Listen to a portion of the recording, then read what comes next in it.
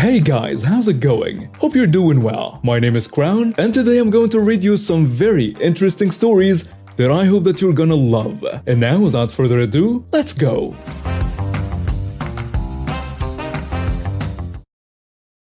A bit of backstory. When I was 14, mom and dad left me and my 10-year-old brother at home due to a business trip. My auntie would check up with us every day to see if we needed anything and to see if we hadn't died yet. I have this condition with my skin that makes it all rubbery. We live in a small town where nearly everyone knows everyone. And now on to the story. At about day 4 of us at home, we were running low on supplies. So I asked my auntie for money to get some key stuff like bread, eggs and milk. She agreed, as I could also go there to pick up my medicine, which I do monthly anyway. So as I get there, I see her. The stereotype Karen followed by her 3 kids. Looks like ranging from 1 to 5 in age. I think nothing of it because, well, we live on the edge of our town and she might be new to this place. Plus, she would have come anyway cause this store is the only one with a pharmacy in it. So I park my bike and head inside the store. But as I walk in, she gives me a look. Strange but okay. I live in a white neighborhood and I have a darker skin color. So no people look at me all the time. I'm used to it. I head inside as I walk around and I notice that she's kinda following me. No big deal. Maybe she wants the same stuff as I do. I turn the corner and pick up my medicine from the counter and head towards the checkout. As I do this, I put the medicine in my bag. Now, the woman comes to the checkout and is directly behind me. I was still closing up my backpack and she sees the supposed drugs. She starts screaming out at the top of her lungs. Call the police! Call the police! This sets her kids off as well and they start crying. The manager, who we will call M, my best friend's dad, comes rushing over to see the commotion. By the time he comes over, she's dialing 999. Ma'am, what happened? This kid had been stealing. She starts fake crying that sounds so unreal. I start to crack up. What the heck you laughing for, you witch? She slapped me. She freaking slapped me. I was in shock. Ma'am, calm down. We can sort this out. What has he been stealing? The manager asks her. Karen sniffling. He's got drugs in his backpack. I saw a box with about 40 pills inside. The manager, knowing she's an idiot, open up your bag, boy. Let's see what you have inside. And after that, never set foot in my store again. One thing that I also forgot to mention, the manager teaches drama at my school, and I'm one of his best students. Sorry, sir, I am so sorry. I just wanted to have a bit of fun, sir. Please let me come back, sir. I come here to pick up my medicine for my skin condition every month, sir. Please. Reluctantly, I give my bag to him. He opens it up and finds my medicine. Karen has a smug look on her face.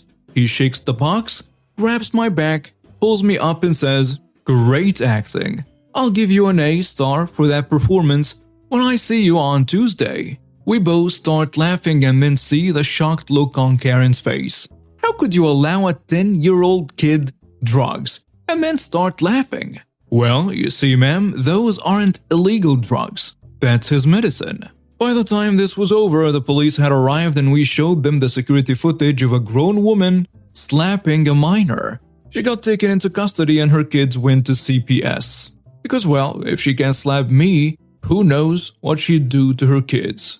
There is one last part to the story. Remember when I said that my mom and dad went for a business trip? Yeah, the business that they own is a law firm, and they are one of the best around. They'll personally make sure they see this court case. Backstory. I have to go back a bit for that. In April 2018, it was the last day we had freezing temperatures and heavy snow. On that day, on my way home from work, I had an accident with my 2006 Ford Focus. I crashed into a driver in front of me because I underestimated the frozen road. Don't worry, neither me nor the driver I crashed into were harmed in any way. This car had a scratch in the back bumper while my car's front bumper broke at the side. Police were called, we exchanged information and that was the end of it. So, I had to bring my car to the mechanic again, and I had enough of it. I owned the car for almost 2 years and had to make several repairs already. So I thought, whatever, and tried to get a new car. I brought my Focus to a friend of mine who made a little extra by repairing cars. A coworker of mine gave me a ride to work until I had a new car. I paid my share for the gas. Now to the present.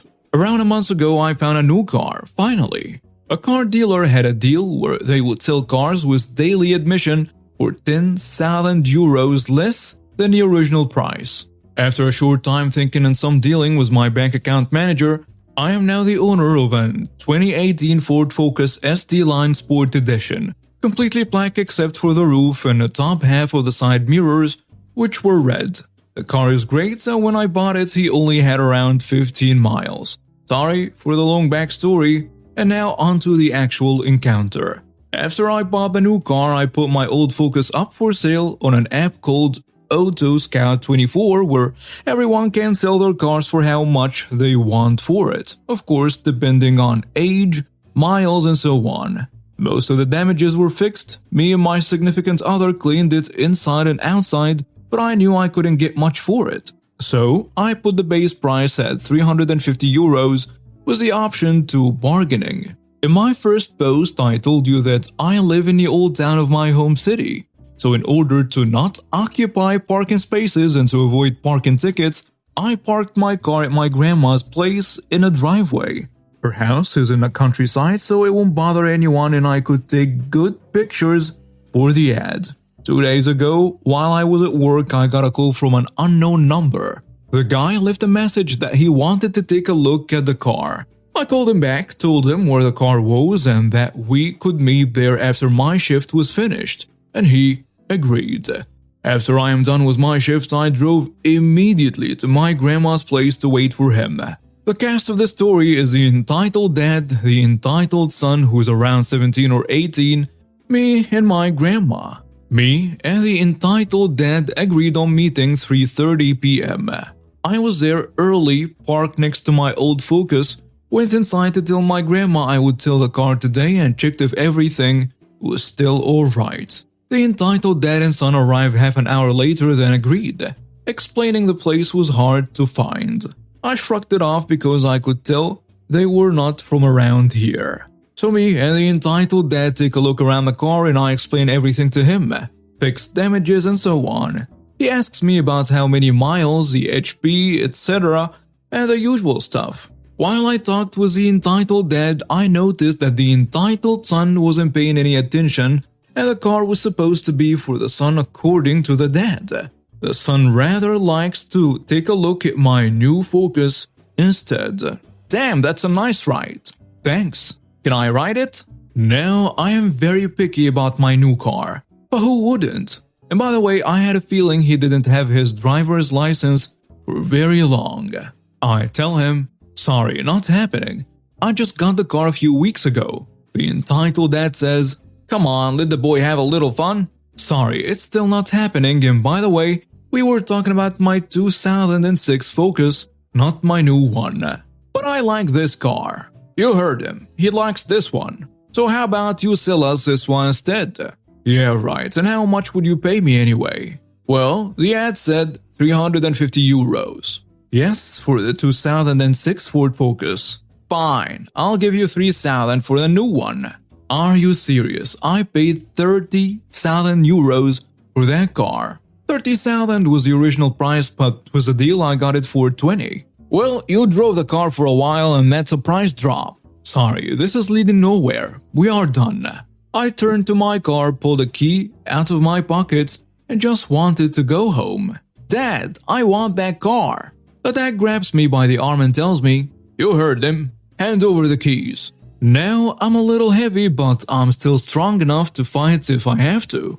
I said no, and I would recommend you let me go now. While my eyes were staring at the dad, the entitled son snatched the keys from my hand, unlocked the car and jumped in. I immediately freed myself from the dad and ran to the driver's door of my car. The little jerk locked the door so I couldn't get inside. So I did the only thing I could, then stood behind my car to prevent him from leaving. He could only back out of the driveway. I yell, tell your kid to get out of the car before I call the police. In a commotion, my grandma came outside. What's going on? Grandma, go inside and call the police. They are trying to steal my car. I couldn't finish my sentence because the dad shoved me aside so his entitled son could drive away. Well, he surprised me. I hit the ground hard and they drove off in my car, while leaving their car behind. I immediately grabbed my phone and called the police. As I mentioned in the backstory, my new Focus was completely black except for the roof and the top of the side mirrors, which were red, which means that car stood out among the most, which are around our home city. It took the police 10 minutes to arrive. One of the officers took my and my grandma's statement, while the other one radioed his colleagues from the neighboring towns the description and license plate of my car. About an hour later, they came back to the house with my car. The two policemen jumped them at sight, pulled him out of the car, and cuffed him. The entitled dad tried to talk him and his son out of the situation by telling the police they only did a test drive. The police had none of their BS and escorted them away. They asked me if I wanted to press charges and I agreed.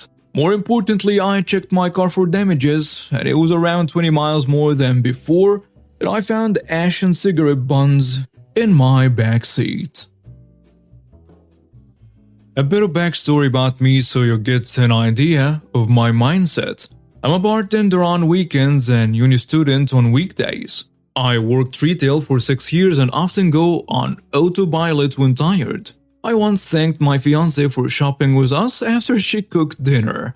Also, if you've never paid close attention to a long-time bartender before, we're pretty good at what we do and like to show off when mixing. My uniform is a long white shirt, bleachable, a blue vest, not bleachable, and black slacks. Not the most comfortable uniform, so I often bring a t-shirt and boardies to change into afterwards. Well, that's me in a nutshell. One Saturday afternoon it's packed. Absolutely bonkers because of the AFL match.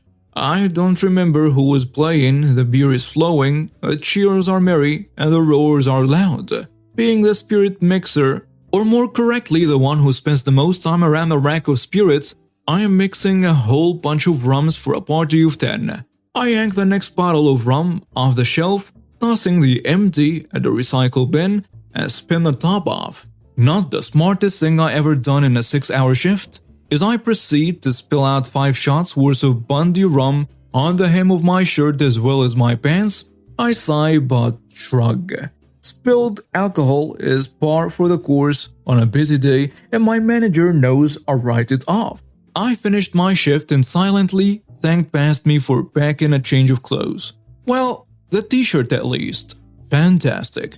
The t-shirt I packed was a deep blue with a decal on the front of a winged fox that read, "I don't give a flying fox." Shout out to the artist Fablefire, look them up. Tossing my rum-soaked top into my bag, I change and leave. Whatever, I'm only going to the nearest big W, my workplace, to get some more things and then home.